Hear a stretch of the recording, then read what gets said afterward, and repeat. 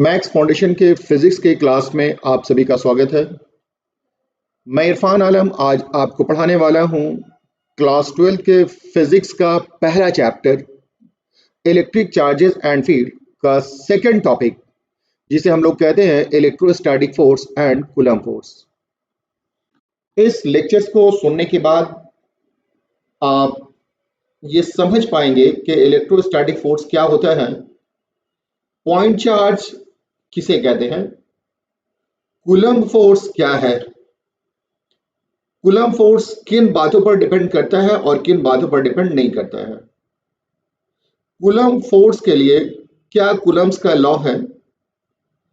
अब अगर दो पॉइंट चार्ज को एयर में रखा जाए तो कूलम्ब्स के फोर्स के लिए क्या फॉर्मूला होगा, और अगर मीडियम में रखा जाए तो कूलम्ब्स फोर्स के लिए क्या फॉर्मूला होगा। दो चार्ज के बीच फोर्स ऑफ रिपल्सन के लिए क्या मैथमेटिकल कंडीशन होता है, और दो चार्ज के बीच फोर्स ऑफ अट्रैक्शन के लिए क्या मैथमेटिकल कंडीशन होता है। तो हम लोग स्टार्ट करते हैं इलेक्ट्रोस्टैटिक फोर्स से। तो आइए समझते हैं कि इलेक्ट्रोस्टैटिक फोर्स होता क्या है। स्टार्ट करते हैं इलेक्ट्रोस्टैटिक फोर्स से। मान लिया जाए कि यहां पर आपने एक पॉजिटिव चार्ज रखा है और यहां पर एक दूसरा पॉजिटिव चार्ज रखा है। तो जब दो पॉजिटिव चार्ज करीब होते हैं तो एक चार्ज दूसरे चार्ज पर फोर्स लगाता है। मतलब ये पॉजिटिव चार्ज इस पॉजिटिव चार्ज को इस डायरेक्शन में रिपेल करेगा और ये पॉजिटिव चार्ज इस पॉजिटिव चार्ज को इस डायरेक्शन में रिपेल करेगा। इसी तरह से अगर ये नेगेटिव चार्ज है और ये नेगेटिव चार्ज है तो ये दो नेगेटिव चार्ज भी एक दूसरे को रिपेल करेगा। ऐसे चार्ज को लाइक चार्ज कहा जाता है। तो लाइक चार्ज के बीच में फोर्स ऑफ रिपल्सन काम करता है। लेकिन अगर एक चार्ज पॉजिटिव हुआ और दूसरा चार्ज नेगेटिव हुआ तो ये पॉजिटिव चार्ज नेगेटिव चार्ज को अपनी तरफ पुल करेगा और नेगेटिव चार्ज पॉजिटिव चार्ज को अपनी तरफ पुल करेगा। ये दोनों के दोनों चार्ज, तीनों केसेस में दोनों के दोनों चार्ज रेस्ट में हैं। तो जब दो चार्ज रेस्ट में होता है तो उनके बीच या तो अट्रैक्शन या रिपल्सन का फोर्स काम करता है। इसी अट्रैक्शन या रिपल्सन के फोर्स को कहा जाता है electrostatic force. The force of attraction or repulsion between any two charges when they are at rest is called electrostatic force। तो मैं समझता हूं कि इलेक्ट्रोस्टैटिक फोर्स आपका कंप्लीट हो गया। इलेक्ट्रोस्टैटिक फोर्स किसको कहते हैं ये आप समझ गए। अगली जो बारी है वो है पॉइंट चार्ज को समझने की। अगर चार्ज एक पॉइंट पर कॉन्सेंट्रेटेड हो, चार्ज ऐसा अज्यूम किया जाए कि it is concentrated at a point, तो ऐसे चार्ज को कहा जाता है point charge. If charge is suppose to be concentrated at a point then this charge is called point charge. Real में अगर जिस बॉडी पर चार्ज है उस बॉडी का साइज बॉडी के डिस्टेंस के कंपैरिजन में बहुत छोटा हो तो उस चार्ज को पॉइंट चार्ज कंसीडर किया जाता है। तो पहली चीज थी इलेक्ट्रोस्टैटिक फोर्स, दूसरा है पॉइंट चार्ज। तीसरे में आते हैं हम लोग कूलम्ब्स फोर्स के बारे में। मान लिया जाए कि यहां पर एक पॉइंट चार्ज है Q1, यहां पर एक पॉइंट चार्ज है Q1 और यहां पर दूसरा पॉइंट चार्ज है Q2। अगर दोनों का दोनों चार्ज पॉजिटिव हुआ तो इनके बीच फोर्स ऑफ रिपल्सन काम करेगा। दोनों का दोनों चार्ज अगर नेगेटिव हुआ तो भी फोर्स ऑफ रिपल्सन काम करेगा। लेकिन अगर एक पॉजिटिव और दूसरा नेगेटिव हुआ तो दोनों के बीच फोर्स ऑफ अट्रैक्शन काम करेगा। तो अगर पॉइंट चार्ज के बीच अट्रैक्शन या रिपल्सन का फोर्स काम करेगा तो ऐसे फोर्स को कहा जाता है कूलम्ब फोर्स। इसे हम लोग कहेंगे coulomb force. The force of attraction और repulsion between any two point charges when they are at rest is called Coulomb force। Coulomb force होने के लिए चार्ज का पॉइंट होना जरूरी है, लेकिन इलेक्ट्रोस्टैटिक फोर्स के लिए चार्ज पॉइंट भी हो सकता है और एक्सटेंडेड भी हो सकता है। इसका मतलब यह हुआ कि all Coulomb's force are electrostatic force but all electrostatic force are not Coulomb's force। जैसे मान लिया जाए कि आपके पास यहां पर एक पॉजिटिवली चार्ज प्लेट है, यहां भी पॉजिटिवली चार्ज प्लेट है। इन दो प्लेट के बीच में भी रिपल्सन का फोर्स काम करेगा। लेकिन ये फोर्स कूलम फोर्स नहीं कहलाएगा, ये फोर्स इलेक्ट्रोस्टैटिक फोर्स कहलाएगा। तो इलेक्ट्रोस्टैटिक फोर्स के लिए चार्ज पॉइंट भी हो सकता है और एक्सटेंडेड भी हो सकता है, लेकिन कूलम फोर्स के लिए चार्ज का पॉइंट होना जरूरी है, अदरवाइज वो कूलम फोर्स नहीं होगा। तो आपने देख लिया इलेक्ट्रोस्टैटिक फोर्स क्या है, कूलम फोर्स क्या है, पॉइंट चार्ज क्या है, और सारे के सारे forces coulomb force electrostatic force है, बट सभी इलेक्ट्रोस्टैटिक फोर्स कूलम फोर्स नहीं होता है। आइए नेक्स्ट हम लोग बात करेंगे कि कूलम फोर्स किन बातों पर डिपेंड करता है। सपोज कीजिए कि यहां पर एक पॉइंट चार्ज है Q1 और यहां पर दूसरा पॉइंट चार्ज है Q2। इन दो चार्ज के बीच का डिस्टेंस है R। अगर ये दोनों चार्ज पॉजिटिव हुआ तो रिपल्सन का फोर्स होगा, निगेटिव हुआ तो भी रिपल्सन का फोर्स होगा, एक पॉजिटिव और दूसरा निगेटिव हुआ तो यह अट्रैक्शन का फोर्स होगा। मान लिया जाए कि ये फोर्स F है, तो यही कूलम फोर्स है। ये कूलम फोर्स मेनली तीन बातों पर डिपेंड करता है। पहली बात कि ये चार्ज का अमाउंट कितना है, Q1 का अमाउंट कितना है और Q2 का अमाउंट कितना है, इस बात पर डिपेंड करता है। जैसे मान लिया जाए कि Q1 का अमाउंट 3 माइक्रोकूलम है, Q1 का जो वैल्यू है वो 3 माइक्रोकूलम है और Q2 का जो वैल्यू है ये आपको 4 माइक्रोकूलम है, तो कूलम का फोर्स जो है काम करेगा। लेकिन अगर यही चार्ज को आप Q1 का वैल्यू 6 माइक्रोकूलम कर दें और Q2 का वैल्यू 8 माइक्रोकूलम कर दें, तो दोनों केस में फोर्स का वैल्यू अलग अलग आएगा। जब चार्ज कम होगा तो फोर्स कम आएगा और जब चार्ज ज्यादा होगा तो फोर्स ज्यादा आएगा। इसका मतलब ये हुआ कि कूलम फोर्स दोनों चार्ज के अमाउंट पर डिपेंड करता है। एक ये हो गया। दूसरा, इन दोनों चार्ज के बीच का डिस्टेंस कितना है, मतलब जब डिस्टेंस कम होता है तो फोर्स ज्यादा होता है और जब डिस्टेंस ज्यादा होता है तो फोर्स कम होता है। तो दूसरी चीज हो गई डिस्टेंस ऑफ 2 पॉइंट चार्जेस। तीसरा, इन दोनों चार्ज के बीच मीडियम कौन सा है, मतलब इन दो चार्ज को एयर में रखा गया है या इन दो चार्ज को वाटर में रखा गया है या इन दो चार्ज को वुड पाउडर में रखा गया है या इन दो चार्ज को थर्मोकोल में रखा गया है, कौन से मीडियम में रखा गया है, तो मीडियम बिटवीन टू चार्जेस। तो कूलम फोर्स मेनली तीन बातों पर डिपेंड करेगा। पहला है अमाउंट ऑफ 2 पॉइंट चार्जेस, दूसरा है डिस्टेंस बिटवीन 2 पॉइंट चार्जेस और तीसरा है nature of medium between 2 point charges. तो इन तीन बातों पर कूलम्स का फोर्स डिपेंड करता है। अब हम लोग ये देखना चाहेंगे कि कूलम का फोर्स किन बातों पर डिपेंड नहीं करता है।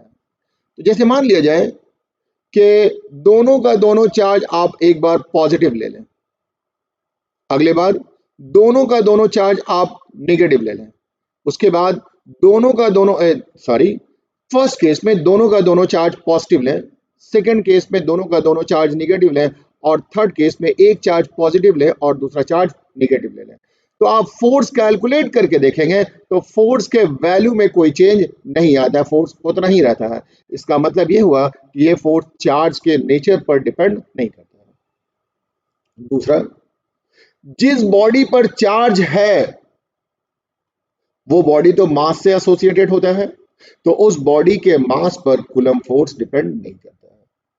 तो कूलम फोर्स तीन बातों पर डिपेंड करता है और दो बातों पर डिपेंड नहीं करता। कौन सी दो बातें हैं? नेचर ऑफ टू चार्जेस और दूसरा है mass of two charge bodies. तो ये था आपको कूलम्स फोर्स क्या है और किन बातों पर कूलम्स फोर्स डिपेंड करता है। आइए हम लोग आगे देखते हैं एक क्वेश्चन करके, तो बात समझ में आ जाएगी। क्वेश्चन ये कहता है two charges Q1 and Q2 are kept at certain distance in air. Electrostatic force between them is F1 if both are positive. यहां पर एक चार्ज रखा गया है Q1 और यहां पर एक दूसरा चार्ज है Q2 और इनके बीच का डिस्टेंस है R। पहले केस में दोनों का दोनों चार्ज पॉजिटिव है, जब दोनों पॉजिटिव है तो फोर्स F1 लग रहा। अगले केस में दोनों का दोनों चार्ज नेगेटिव है, मतलब चार्ज का वैल्यू वही है, सिर्फ साइन चेंज हो गया है, डिस्टेंस भी वही है। इस बार जो फोर्स लग रहा है वो फोर्स F2 है। अगली बार में एक चार्ज को पॉजिटिव लिया गया है और दूसरे चार्ज को नेगेटिव लिया गया है, डिस्टेंस सेम रखा गया है और मीडियम भी सेम है। तो जब दोनों का दोनों चार्ज पॉजिटिव है तो फोर्स F1 है, जब दोनों का दोनों चार्ज नेगेटिव है तो फोर्स F2 है, और जब दोनों का दोनों एक चार्ज पॉजिटिव है और दूसरा नेगेटिव है तो फोर्स F3 है।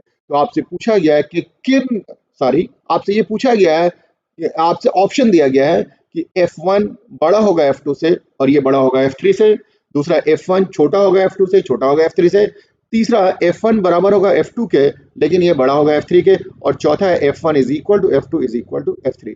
तो आप देखेंगे तीनों के तीनों केस में ना तो चार्ज का अमाउंट चेंज हुआ है, ना ही डिस्टेंस चेंज हुआ है, ना ही मीडियम चेंज हुआ है, सिर्फ नेचर चेंज हुआ है, और नेचर पर तो फोर्स डिपेंड करता नहीं है, इसलिए इसका आंसर फोर्थ वाला हो जाएगा, जिसको हम लोग डी कहते हैं।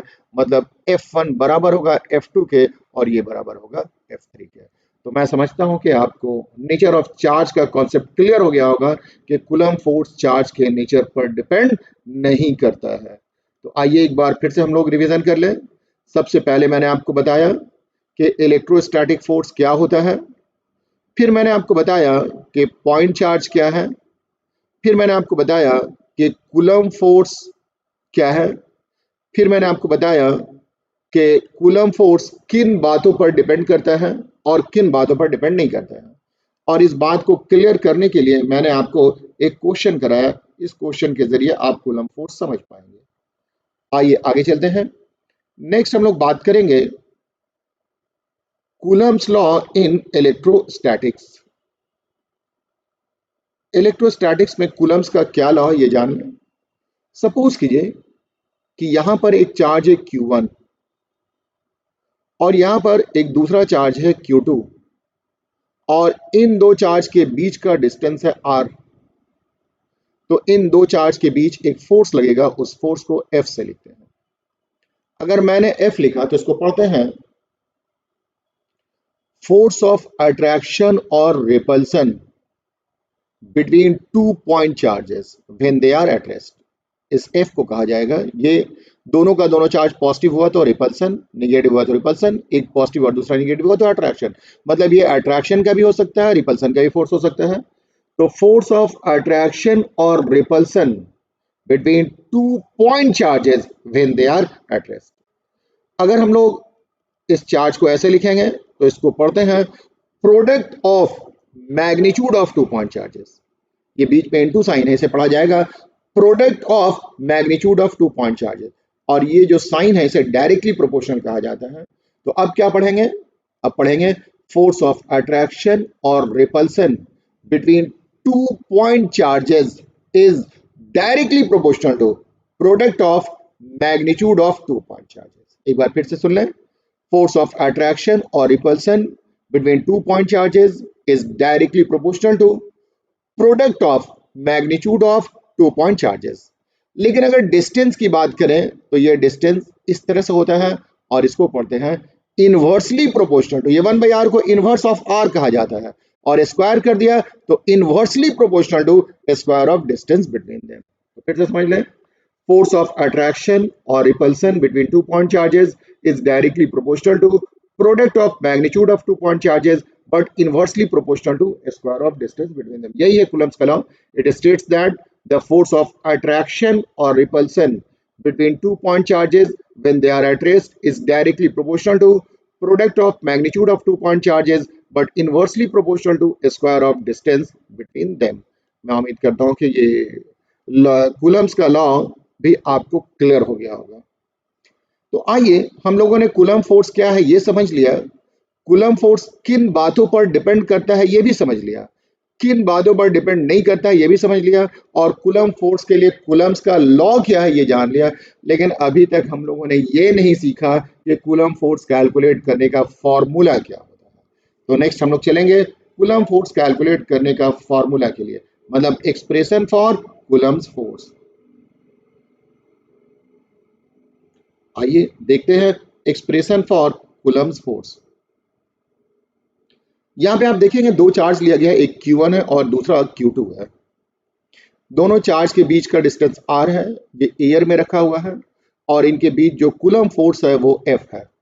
स्टेटमेंट में लिखा हुआ है Q1 and Q2 2 point charges at A and B in air, R है distance between Q1 and Q2, F है Coulomb's force between Q1 and Q2 when kept in air। जब ये एयर में होगा तब फोर्स F है, मतलब हम लोग जो फोर्स कैलकुलेट करना चाहते हैं वो एयर के लिए। अब देखते हैं कूलम्स का लॉ क्या कहता है। कूलम्स का कहना है F डायरेक्टली प्रोपोर्शनल होता है Q1 इंटू Q2 के और F इनवर्सली प्रोपोर्शनल होता है R के। इसको दो तरह से पढ़ते हैं, F directly proportional to 1 by R square या F inversely proportional to R square. मैं समझ रहा हूं कि आप समझ रहे हैं। पहला F directly proportional to Q1 into Q2, F directly proportional to 1 by R square या F inversely proportional to R square. जब आप दोनों को कंबाइन करेंगे तो आपको मिलेगा F is equal to F directly proportional to Q1 Q2 by R square. अब आप प्रोपोर्शनैलिटी साइन को हटाएंगे। प्रोपोर्शनैलिटी साइन को हटाने के लिए एक कांस्टेंट देना पड़ता है, तो हमने k दे दिया है, तो F इज इक्वल टू हो जाएगा k Q1 Q2 divided by R square. मतलब अगर Q1 और Q2 दो चार्ज हो, दोनों के बीच का डिस्टेंस R हो और ये एयर में रखा हुआ हो, फिर से बोल रहा है, Q1 और Q2 दो चार्ज हो, दोनों के बीच का डिस्टेंस R हो और ये एयर में रखा हुआ हो, तो ये कूलम फोर्स का फॉर्मूला होगा F is equal to k Q1 Q2 by R square. k क्या है? प्रोपोर्शनैलिटी कांस्टेंट है, where k is proportionality constant and k का जो वैल्यू होता है वो 1/4 पाई एप्सिलॉन नॉट होता है। तो एप्सिलॉन नॉट अनदर कांस्टेंट है known as permittivity of free space और एयर। ये परमिटिविटी है, परमिटिविटी क्या होती है ये हम आपको बाद में बताएंगे, लेकिन अभी ये जान लें कि ये कोई प्रॉपर्टी है मीडियम की, परमिटिविटी ऑफ फ्री स्पेस और एयर। एंड एप्सिलॉन नॉट का जो वैल्यू होता है वो 8.85 into 10 to the power -12 Coulomb square पर न्यूटन मीटर स्क्वायर। तो ये फोर्स का फॉर्मूला था F is equal to k Q1 Q2 by R square. k का वैल्यू है 1/4 पाई एप्सिलॉन नॉट। अगर हम लोग इक्वेशन 3 में इस k का वैल्यू पुट कर दें, इक्वेशन 3 में अगर हम लोग k का वैल्यू पुट कर देते हैं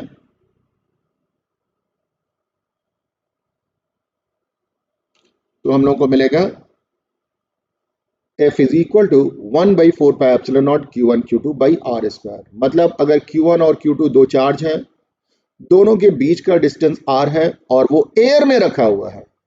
फिर से देखिए, अगर यहाँ पर एक चार्ज Q1 है, यहाँ पर दूसरा चार्ज Q2 है, इनके बीच का डिस्टेंस r है और ये चार्ज एयर में रखा हुआ है और इनके बीच फोर्स F लग रहा है, तो फोर्स का फॉर्मूला होता है F is equal to 1/4 pi epsilon naught Q1 Q2 by R square.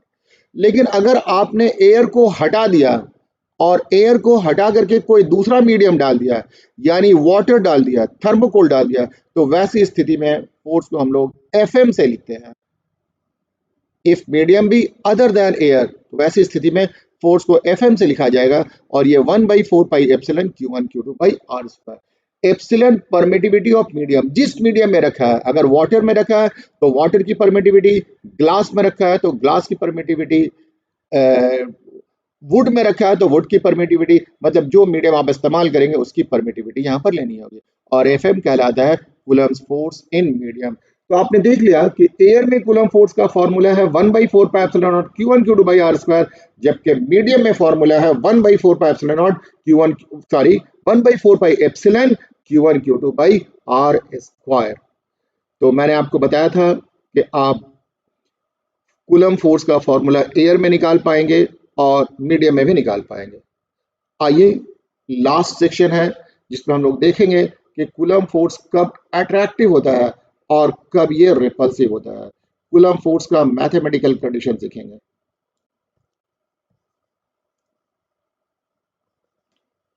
आइए देखते हैं कूलम फोर्स के मैथमेटिकल कंडीशन को।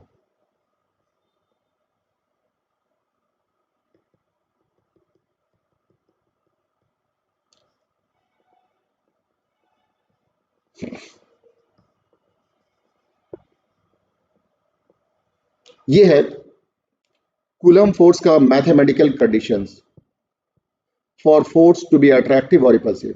देखेंगे यहां पर लिखा हुआ है case 1, if Q1 Q2 greater than 0, मतलब दोनों चार्ज है, दोनों का प्रोडक्ट 0 है। अगर मान लिया जाए कि एक चार्ज पॉजिटिव है और ये +3 कूलम का है और दूसरा चार्ज पॉजिटिव है, ये +5 कूलम का है, तो +3 को +5 से मल्टीप्लाई करेंगे तो ये आपको आ जाएगा 15, और ये जो 15 है ये ग्रेटर देन 0 होता है। या दूसरे शब्दों में एक -3 है और दूसरा -5 है, तो इसका भी प्रोडक्ट 15 ही आएगा और ये भी ग्रेटर देन 0 है। तो अगर दो नंबर का प्रोडक्ट 0 से बड़ा आ जाए, दो नंबर का प्रोडक्ट 0 से बड़ा आ जाए, तो दोनों का दोनों नंबर या तो पॉजिटिव होगा या दोनों का दोनों नंबर निगेटिव होगा। फिर से समझिए, अगर दो नंबर का प्रोडक्ट 0 से बड़ा आता है तो दोनों का दोनों नंबर या तो पॉजिटिव होगा या दोनों का दोनों नंबर नेगेटिव होगा। तो अगर दो चार्ज का प्रोडक्ट 0 से बड़ा है तो इसका मतलब ये हुआ कि दोनों का दोनों चार्ज या तो पॉजिटिव होगा या दोनों का दोनों चार्ज नेगेटिव होगा। मतलब चार्जेस आर अलाइक, चार्ज एक जैसा है, और जब चार्ज एक जैसा होता है तो फोर्स रिपल्सिव होता है। तो फोर्स के रिपल्सन का मैथमेटिकल कंडीशन ये है कि Q1 इंटू Q2 इसका वैल्यू 0 से बड़ा होना चाहिए। आइए नेक्स्ट देखते हैं, if Q1 Q2 less than 0। मान लिया जाए कि ये +3 है, लेकिन ये जो है आपको ये -5 है, तो ये आपको आ जाएगा -15 और ये लेस देन 0 हो जाएगा। उसी तरह से अगर ये माइनस है और ये प्लस है तो ये भी -15 आ जाएगा, ये भी लेस देन 0 हो जाएगा। मतलब दो नंबर का प्रोडक्ट अगर 0 से कम हो जाए, दो नंबर का प्रोडक्ट अगर 0 से कम हो जाए तो उसमें एक नंबर पॉजिटिव होगा और दूसरा नंबर निगेटिव होगा। अगर दो चार्ज का प्रोडक्ट 0 से कम आ जाए तो एक चार्ज पॉजिटिव होगा और दूसरा चार्ज निगेटिव होगा, मतलब चार्जेस आर अनलाइक, और जब चार्ज अनलाइक होगा तो फोर्स विल बी रिपल्सिव। तो फोर्स के रिपल्सन होने के ये कंडीशंस है। तो आपने देख लिया कि फोर्स के रिपल्सन होने के क्या कंडीशंस हैं और फोर्स के अट्रैक्शन होने के क्या कंडीशंस हैं। तो ये था हमारा फर्स्ट लेक्चर्स